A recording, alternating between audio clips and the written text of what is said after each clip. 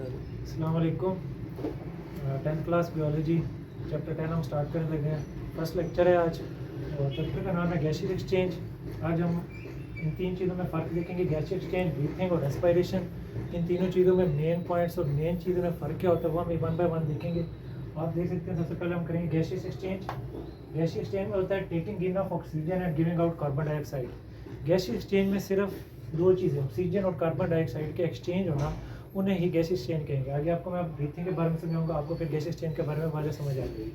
सबसे पहले breathing. Breathing होता है breathing a process through which animal takes air in to get oxygen from it and then gives out the air to get the rid of the carbon dioxide. Breathing के अंदर हम air inhale करेंगे। Air के अंदर आपने बात में nitrogen होती है, बाकी सारी गैसेस होती हैं, वो सब इनहेल करेंगे।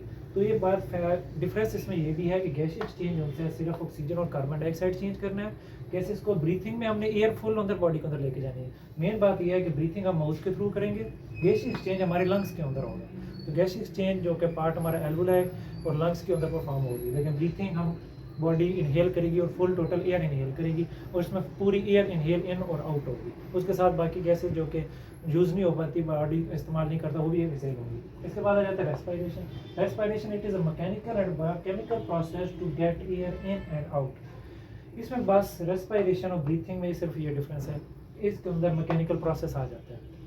मैकेनिकल प्रोसेस मतलब हम जब लंग्स को इन्फ्लेट करते हैं ताकि अंदर प्रेशर डिक्रीज हो, प्रेशर डिक्रीज होने की वजह ताकि हम आउटसाइड से एयर को इनहेल कर सकें। तो रेस्पिरेशन और ब्रीथिंग में सिर्फ ये आप डिफरेंस याद रखें कि ब्रीथिंग और रेस्पिरेशन दोनों ह्यूमन परफॉर्म करते हैं, लेकिन जो उनसे रेस्पिरेशन ह्यूमन में होती है, लेकिन ब्रीथिंग जो उनसे रेस्पिरेशन प्लांट्स में नहीं होती। ब्रीथिंग जो उनसी है वो ह्यूमन भी करते हैं और प्लांट्स दोनों करते हैं, क्योंकि आप देख सकते हैं रेस्पिरेशन बायोकेमिकल प्रोसेस होता है, मैकेनिकल प्रोसेस दोनों होते हैं। लेकिन मैकेनिकल प्रोसेस प्लांट परफॉर्म नहीं कर सकते, उनके स्टोमेटा होता है वो ऑटोमेटिकली ओपन और क्लोज डे टाइम के होते हैं थ्रू फोटोसिंथेसिस। वो आगे आपको प्रोसेस में आगे वही समझाएंगे। ओके, नेक्स्ट टॉपिक हमारा है गैसियस एक्सचेंज इन प्लांट्स। इस चैप्टर वाइज में इसी तरह पहले गैसियस एक्सचेंज इन प्लांट्स हम रीड करेंगे और फिर इसके साथ गैसियस एक्सचेंज इन एनिमल्स हम रीड करेंगे। गैसियस एक्सचेंज इन प्लांट्स में गैस एक्सचेंज होता किस तरह है, अपने ये बात याद रखनी है। गैस एक्सचेंज इन प्लांट के लिए कोई ऑर्गन स्पेसिफिक नहीं है, जिस वजह से थोड़ा इजी टॉपिक है। ह्यूमंस में जब हम करेंगे तो लंग्स के एक ऑर्गन है जिसके रेस्पिरेशन होते हैं, लंग्स के पार्ट्स हैं वो हम रीड करेंगे, एल्वोलाई वगैरह, तो वो थोड़ा सा लेंथी हो जाएगी। इसमें मेन चीज़ नो स्पेसिफिक ऑर्गन, कोई प्लांट्स का ऑर्गन नहीं है।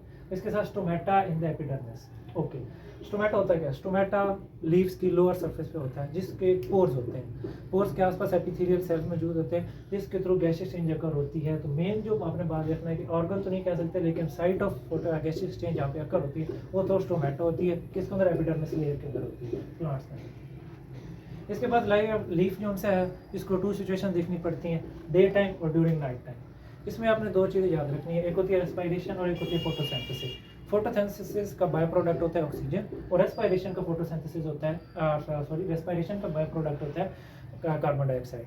तो ये दोनों, एक बात मैं आपको ये पहले बता दूं कि during day time photosynthesis respiration दोनों अकर होती हैं प्लांट्स के अंदर, होल में बात कर रहा हूँ लीफ के अंदर, और नाइट टाइम के अंदर सिर्फ रेस्पिरेशन अकर होती है। इसके अंदर आप देखें फोटोसिंथेसिस का बाय प्रोडक्ट रहेगा हमारे पास oxygen. Okay, photosynthesis day time ज़्यादा हो रही है, ऑक्सीजन का लेवल ज़्यादा हो जाएगा।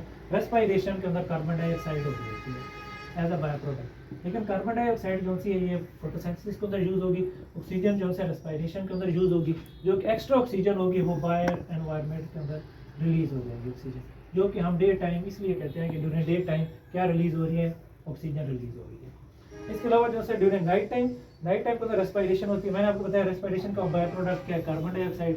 तो आपने बात सुनी होगी कि रात को दरख्तों के नीचे नहीं बैठते तो कार्बन डाइऑक्साइड रिलीज हो रही होती है। तो यही बात है कि ड्यूरिंग नाइट टाइम सिर्फ रेस्पिरेशन अकर हो रही होती है। रेस्पिरेशन अकर होने की वजह से सिर्फ हमारी कार्बन डाइऑक्साइड प्लांट रिलीज करते हैं। इसके बाद लेंटिसेल्स है, छोटा सा टॉपिक है, इसके अंदर सब आप देख सकते हैं सारों के अंदर मेन पॉइंट्स यही हैं। इस तरह आप लेंटिसेल के मेन पॉइंट अपने ये आती है कि there are only in the woody stem and mature roots. ये आपने बात याद रखनी है कि लेंटिसेल लीव्स के अंदर नहीं होते, सिर्फ स्टेम के अंदर होंगे और मैच्योर रूट्स के अंदर होंगे। स्टेम जो कि दरख्त के नीचे तनना होता है, क्योंकि उधर लीव्स नहीं होते तो उधर भी तो रेस्पिरेशन अकर होनी है, गैस एक्सचेंज अकर होना है, फूड की ज़रूरत होती है। तो वहाँ पे स्टेम के अंदर लीव्स नहीं होते, तो वहाँ पे स्टेम में क्या होंगे? लेंटिसेल्स होंगे।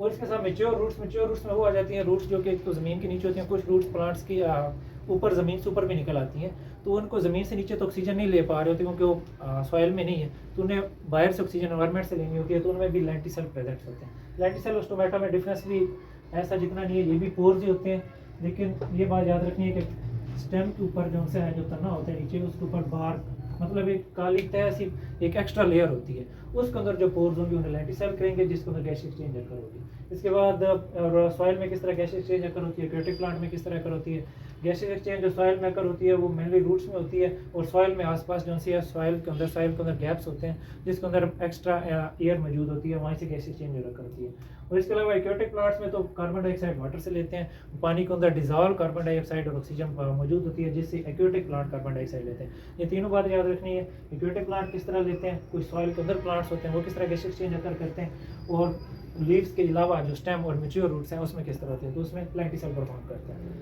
थैंक